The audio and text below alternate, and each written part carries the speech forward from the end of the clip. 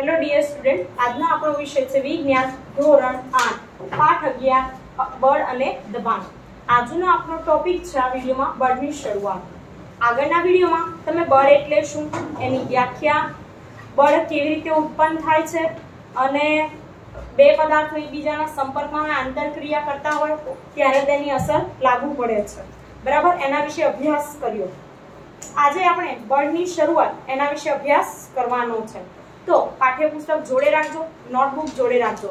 अगत्यना point जे तमने लखावुं छुं, व्याख्या होय के वैज्ञानिक कारण होय, मुद्दासर प्रश्न होय तो टूंको कोई प्रश्न होय के कोई पॉइंट होय तो तमे तमारी नोटबुक में सारा अक्षरे लखजो। स्वाध्याय पण मैं तमने लखवानुं कह्युं छे, तो घरे बैठेला विद्यार्थीओ पण स्वाध्याय लखे अने वर्गखंडमां अभ्यास करता विद्यार्थीओ तो लखे ज छे, बराबर ने? लखो छो ने? Okay, good. हवे पाठ्यपुस्तक में समझावुं छुं એટલે તમારે પાઠ્યપુસ્તકમાં ધ્યાન આપવાનું છે।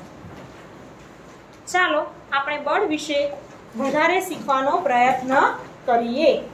પ્રવૃત્તિ 11.2 જુઓ કે ટેબલ કે બોક્સ જેવી ભારે વસ્તુ પસંદ કરો।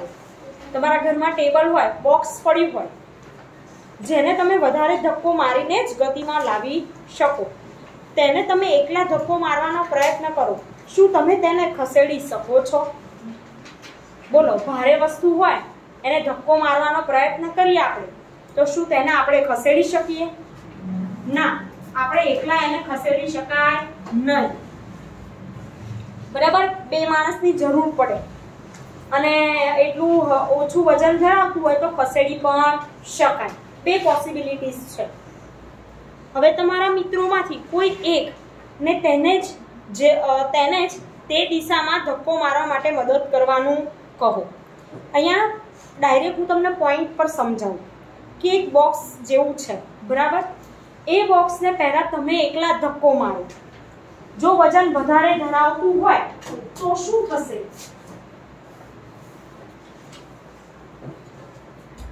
વધારે વજન ધરાવતું હોય તો શું થશે કે તમારે બીજા મિત્રની જરૂર પડશે, બરાબર। હવે તમે તમારા બીજા મિત્રને તમે જે દિશામાં ધક્કો મારો છો, આ બોક્સ તમે આ દિશામાં ધક્કો મારો છો, બરાબર। આ કઈ સાઈડ છે? લેફ્ટ અને આ રાઈટ। ડાબી બાજુ, જમણી બાજુ। ડાબી બાજુથી કઈ બાજુ ધક્કો મારે? જમણી બાજુ। તમારા મિત્રને તમે જે દિશામાં ધક્કો મારો છો, આ બાજુથી આ તરફ એ દિશામાં ધક્કો મારવાનું કહેવાનું તમારી સાથે। તો તમે જે દિશામાં ધક્કો માર્યો એ દિશામાં એ ધક્કો મારશે તો એ જે બોક્સ છે એ સરળતાથી ખસશે, હા કે ના? હા। કેમ ના? અડધા ના પાડે, અડધા હા પાડે, ખસે જ। આ બોક્સ ભારે છે, એકના બદલે બે માણસ થયા, બે મિત્રો થયા તમે, તો બોક્સ સરળતાથી આગળ ખસશે। હવે ત્રીજો પોઈન્ટ કીધો છે કે એક ભારે વસ્તુને ધક્કો મારતા મિત્રો એક જ દિશામાં, આ કેવી દિશા કહેવાય? એક જ દિશા, દિશા સરખી। પણ તમે તમારા મિત્રને જ્યારે ધક્કો મારવા કહો છો તો એ તમે આ બાજુથી ધક્કો મારો, તમારો મિત્ર આ બાજુથી ધક્કો મારે છે, તો બોક્સ એકે બાજુ ખસે ખરું? ના, નહીં ખસે। કારણ આ બાજુથી એને બળ મળે છે તો સામેની સાઈડથી પણ બળ લાગે છે। આ બંને એક જ દિશામાં કામ કરતા હતા એટલે બળનો સરવાળો થયો, વધુ બળ થયું એટલે સરળતાથી આગળ ખસ્યું, બરાબર। જ્યારે અહીંયા આ બળ છે બે, એમાં બળમાં કેવું થાય છે? બળ એકબીજાની સામસામે, કેવી દિશામાં? વિરુદ્ધ દિશામાં। આ કેવી દિશા કહેવાય? વિરુદ્ધ। સમજણ પડે છે? હવે એટલે બોક્સ ખસશે નહીં, અને જો કદાચ બોક્સ ખસશે ને તો જે તમે કે તમારો મિત્ર બંનેમાંથી જે વધારે બળથી ધક્કો મારતા હશે એ બાજુ બોક્સ ખસશે। જેમ કે અહીંયા હનીફ ધક્કો મારી રહ્યો છે અને આ સાઈડ જેનિસ છે, બરાબર। તો હનીફ અને જેનિસ બોક્સ પર ધક્કો મારી રહ્યા છે। હવે હનીફ જોરથી ધક્કો લગાવે છે, બળ વધારે વાપરે, જ્યારે જેનિસ ઓછું બળ વાપરે છે। એનું પ્રમાણે બળ વાપરે છે, પરંતુ હનીફ કરતા કેવું છે? ઓછું। તો બોક્સ કોની તરફ ખસશે? આ બાજુ, બરાબર, કારણ કે હનીફનું બળ વધારે છે એટલા માટે। પણ જો બંનેનું બળ સરખું હોય તો બોક્સ ખસે નહીં, બરાબર। તો હું તમને પોઈન્ટ સમજાવું આમાં શું લોજિક છે। આપણા વિજ્ઞાનમાં દરેક કાર્ય સિદ્ધાંત પર થાય છે। કયો સિદ્ધાંત છે, શું છે, સમજાવું। ચાલો જો કે તમે ક્યારે દોરડા ખેંચની રમત જોઈ છે? રમતમાં બે ટીમ દોરડાને વિરુદ્ધ દિશામાં ખેંચે છે। દોરડા ખેંચ રમો છો કદી? પિકનિકમાં ગયા હોય તો આપણે પહેલા રમાડતા। પિકનિકમાં જ્યારે સ્કૂલમાંથી લઈ જવામાં આવે ત્યારે અડધા વિદ્યાર્થી સામેની સાઈડ, અડધા વિદ્યાર્થી આ સાઈડ, રસ્સી ખેંચ, દોરડા ખેંચ, દોરડું હોય વચ્ચે ભાગ પડી, અડધા આ બાજુ ખેંચે, અડધા એને આ બાજુ ખેંચે। જેની ટીમમાં તાકાતવર માણસો હોય, બરાબર ને, અને જોરથી ખેંચે એની બાજુ દોરડું ખેંચાય જાય અને બાકી બધા પડે નીચે, બરાબર ને, અથવા તો તણાઈને એ સાઈડ જતા રહે। તો એમાં શું કામ આવે છે? તો જે બળ લાગે છે એ કામ આવે છે કે, અને કેટલીક વાર એવું થાય કે દોરડું જરાય ખસે નહીં। કેમ દોરડું જરાય નહીં ખસે? બંને બાજુ બળ લગાડતા હશો તો પણ। ચલો કહો, બોલો હર્ષ। બંને બાજુ સરખું બળ લાગે। યસ, બંને બાજુ કેવું બળ લાગે? એક સરખું। એટલા માટે દોરડું એક બાજુ ખસે નહીં, ત્યાંનું ત્યાં રહે। તો જો જે ટીમ વધારે જોરથી ખેંચે છે એટલે કે વધારે બળ લગાડે, અંતે રમત જીતી જાય। આ ઉદાહરણો બળના પ્રકાર વિશે સૂચવે છે કે પદાર્થ પર ધ્યાનથી સમજજો। અગત્યનો પોઈન્ટ છે પાછળ લાસ્ટ બેન્ચ પર, અહીંયા ધ્યાન આપજો। પદાર્થ પર એક જ દિશામાં લગાડેલા બળ એકબીજામાં ઉમેરાય છે। આનું બળ અને આનું બળ બેનો શું થાય? સરવાળો, એટલે કે ભેગું થાય, ઉમેરાય, અને બળ કેવું થઈ જાય? ડબલ થઈ જાય, બરાબર। હવે તમે યાદ કરો કે તમારા મિત્ર ભારે બોક્સને એક જ દિશામાં ધક્કો મારે ત્યારે શું થાય? તો તમને ખબર છે કે બોક્સ ખસવા લાગે, કારણ કે બળો એકબીજામાં શું થાય છે? ઉમેરાય છે, એક જ દિશા હોવાથી। આગળ વાત કરીએ કે જો બંને બળો પદાર્થ પર વિરુદ્ધ દિશામાં લાગતા હોય, નીચેના બોક્સની વાત કરી તો એમાં બળ કેવું લાગતું હતું? વિરુદ્ધ દિશામાં। તો પરિણામી બળ એ બંને બળોના તફાવત જેટલું હોય છે, બરાબર। હવે આગળ વાત કરીએ કે યાદ કરો કે દોરડા ખેંચની રમતમાં બંને ટીમો દોરડાને સમાન બળથી ખેંચે ત્યારે દોરડું એક પણ દિશામાં ખેંચાતું નથી। એ વાત તમને આગળ કરીને, એક બળ બીજા બળ કરતા વધારે કે ઓછું હોઈ શકે, બધાના બળ એક સરખા હોય એવું જરૂરી નથી। પ્રિયાંશુ અને આ સ્મિત, બરાબર, સ્મિતને આપણે કહીએ કે આ ટેબલ ખસેડ અને પ્રિયાંશુને કહીએ કે ટેબલ ખસેડ, તો પ્રિયાંશુ ઝડપથી ખસેડી દેશે અને સ્મિતને વાર લાગશે, બરાબર, કારણ કે બંનેનું બળ સરખું નથી હોતું। જુઓ, બળ કઈ દિશામાં લાગે છે તેનો પણ ઉલ્લેખ કરવો પડે। હવે અહીંયા ખાસ કે બળની માત્રા એના મૂલ્ય વડે દર્શાવવામાં આવે છે। અંડરલાઈન કરજો કે બળની માત્રા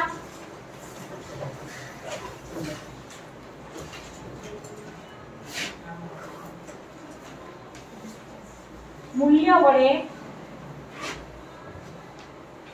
દર્શાવવામાં આવે છે।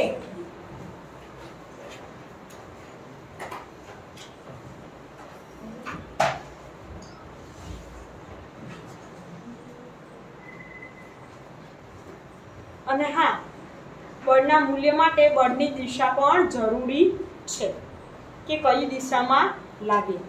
હવે આગળ વાત કરીએ કે જો બળનું મૂલ્ય કે દિશા બદલાય તો તેની અસર પણ બદલાય છે.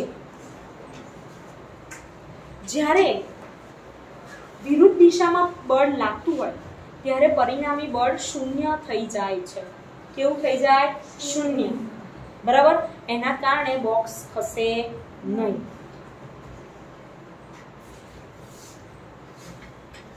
હવે વાત કરીએ બળ પદાર્થની ગતિની અવસ્થા બદલી શકે. ચાલો નેક્સ્ટ ટોપિક.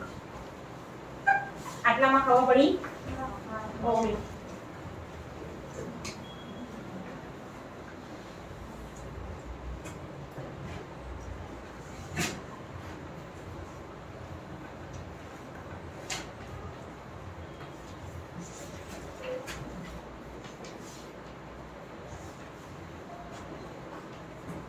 ગતિની અવસ્થા બદલી શકે. કેમ આવું કીધું કે બળ છે ગતિની અવસ્થા પદાર્થની બદલી શકે છે? તો તમે વિચારો કે કોઈ પદાર્થ પર જ્યારે બળ લાગવામાં આવે ત્યારે શું થાય. અહીંયા એક પ્રવૃત્તિ આપી છે કે એક રબરનો દડો લો, તેને ટેબલ કે ક્રોકેટના ભોય તળિયા જેવી સમતલ સપાટી પર મૂકો. સમતલ સપાટી પર ધીમેથી ધક્કો મારો. શું દડો ગતિની શરૂઆત કરે છે? હા. ધક્કો મારીશું એટલે થોડીક ધીમી ગતિની શરૂઆત કરશે. દડો હજુ ગતિમાં હોય ત્યારે ફરીથી ધક્કો મારો તો શું એની ઝડપ વધે કે ઘટે? આપો જવાબ. આંગળી ઊંચી કરીને જવાબ આપો. બોલો વૃંદ. વધે. વધે. કોઈ વસ્તુ ઝડપ કરી રહી છે, ગતિ કરી રહી છે, બરાબર, એને ફરીથી વધુ ધક્કો મારવામાં આવે તો તેની ગતિમાં વધારો થાય કે ઘટાડો થાય? અર્જુન. રાઈટ. વધારો થાય. તો અહીંયા શું થશે કે ઝડપમાં વધારો થશે. પછી તમારી હથેળીને ગતિમાન દડાની સામે રાખો. જેવો દડો હથેળીને સ્પર્શે કે તરત જ હથેળીને દૂર કરો. આપણે હથેળી વચ્ચે લાવવાની અને પછી દૂર કરવાની. હવે દડાની ઝડપમાં શું ફેરફાર થાય છે? તો શું થશે?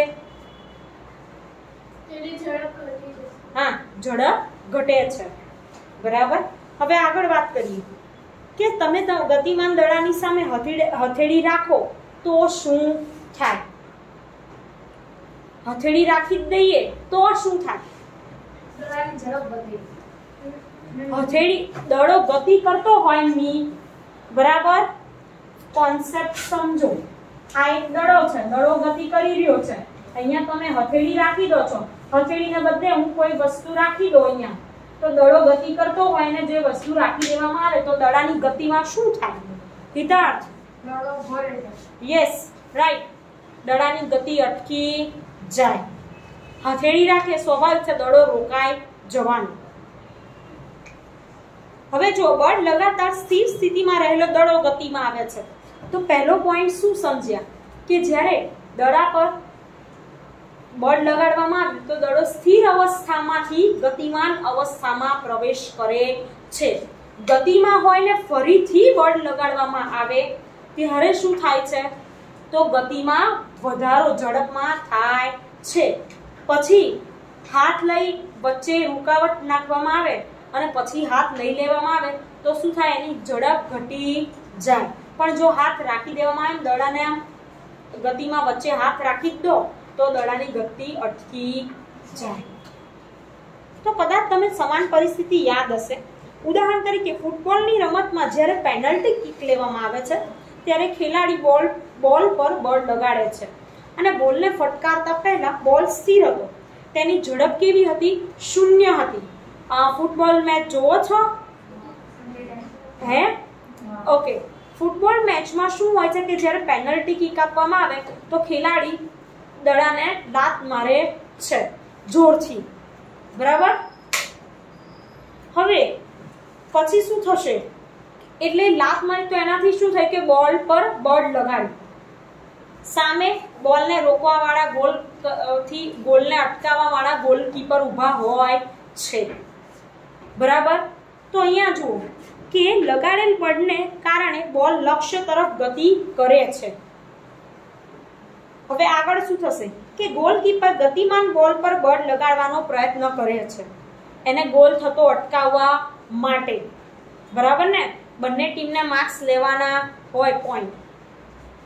તો ગોલકીપર જો ગોલ થવા દે, બરાબર, પણ એવું થવા દે ને એમનું કામ છે દડાને રોકવું અને સામેવાળા જે ખેલાડીઓ એમનું કામ છે દડાને પ્રવેશ કરાવવો, પોઈન્ટ લેવો. તો ગોલકીપર બળ લગાડવાનો પ્રયત્ન કરશે.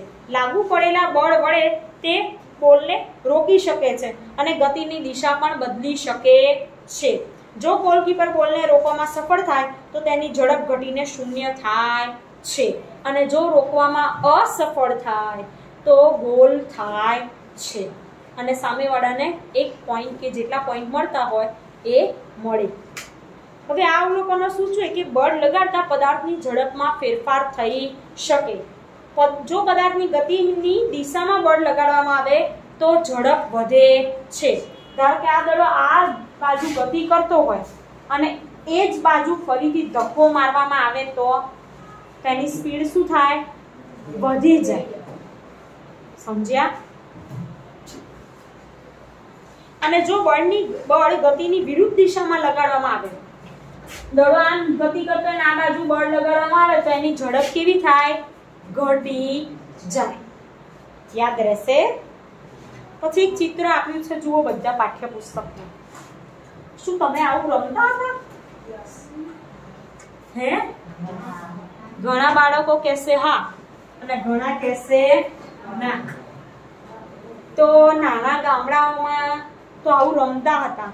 ટાયર હોય ને, ટાયરને લઈ જાય આગળ અને દોડાડે, બરાબર? તો ટાયરને ઝડપી ચલાવવા માટે તેને વારંવાર શું કરવો પડે? ધક્કો મારવો પડે. પહેલાના સમયમાં બહુ બધી ગેમ્સ હતી, આઉટડોર ગેમ્સ, બરાબર ને? ખોખો ને લંગડી ને સતોલિયા ને આવી રીતે ટાયર, ગિલ્લી દંડો, બરાબર. પણ હવે ધીમે ધીમે ટેકનોલોજીનો જમાનો આવ્યો, મોબાઈલ્સ આવ્યા, વિદ્યાર્થી ને બાળકો બધા મોબાઈલમાં ગેમ રમવા લાગ્યા અને જે આઉટડોર ગેમિંગ હતી બધું બંધ થઈ ગયું અને ઇન્ડોર વધી ગયું. અને એનાથી એ સવિશેષ 2 વર્ષમાં કોરોના, બરાબર, એટલે સાવ બહાર જવાનું બંધ થઈ ગયું તમારું અને એમાં ને એમાં આવી બધી રમતો વિસરાઈ ગઈ. પણ આવી બહારની રમત પણ રમવી તમારે. તો આવી આ અત્યારે રમતની વાત નથી, આ તો મેં તમને ખાલી કીધું. અહીંયા આપણે ટાયરની વાત છે કે ટાયરને આગળ ને આગળ લઈ જવું હોય તો એને બળ વધારે ને વધારે ધક્કો મારતા રહેવું પડે, બળ લગાડવું પડે. તો જો પદાર્થ પર લાગુ પાડેલું બળ માત્ર પદાર્થની ઝડપ જ ફેરફાર કરે છે તો એ ખાલી ઝડપમાં જ ફેરફાર કરતું નથી.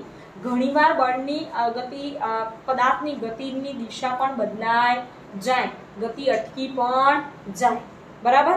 તો જો અહીંયા પ્રવૃત્તિ આપી છે, પ્રવૃત્તિ 11.4 કે તમે 11.3 માં કહ્યું એક દડો લો, સમતલ સપાટી પર મૂકો, તેને ધક્કો મારી ગતિમાં લાવો.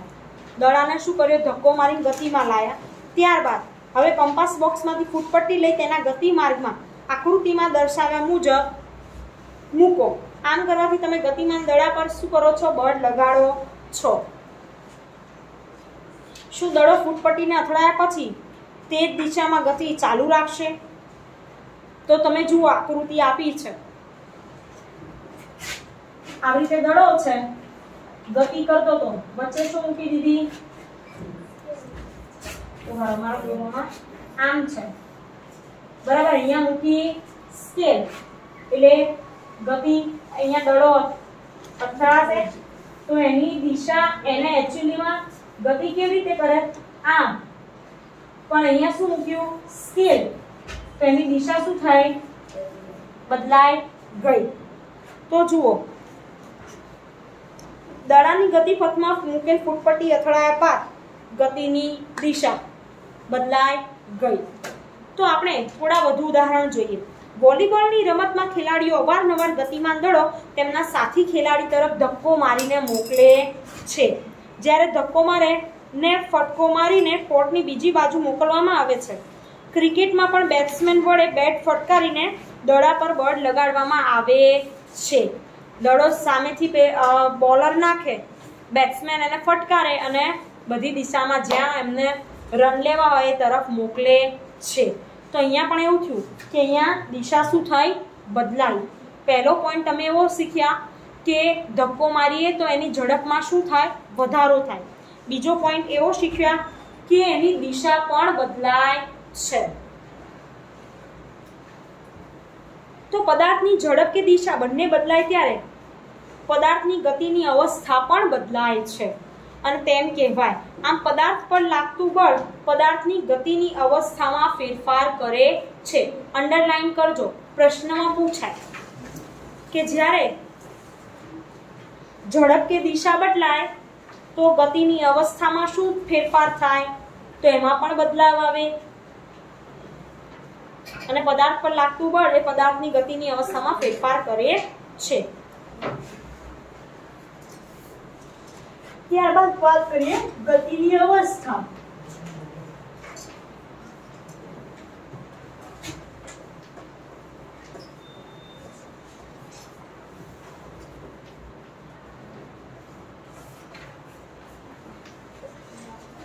જોયું? હા કે ના? ઓકે. પદાર્થની ગતિની અવસ્થા શેના પર આધાર રાખે છે અને કેવી રીતે વર્ણવવામાં આવે? તો તેની ઝડપ અને ગતિની દિશા દ્વારા વર્ણવવામાં આવે છે.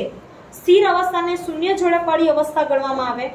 પદાર્થ સ્થિર હોય કે ગતિમાં હોય બંને ગતિની અવસ્થા કહેવાય. સ્થિર સ્થિતિમાં દડો પડ્યો હોય તો એ સ્થિર અવસ્થા, ગતિ ચાલુ હોય તો એ ગતિમાન અવસ્થા કહેવાય. આવું છઠ્ઠા ધોરણમાં તમે ભણીને આવ્યા છો. સ્થિર અવસ્થા વિશે અને ગતિમાન અવસ્થા વિશે.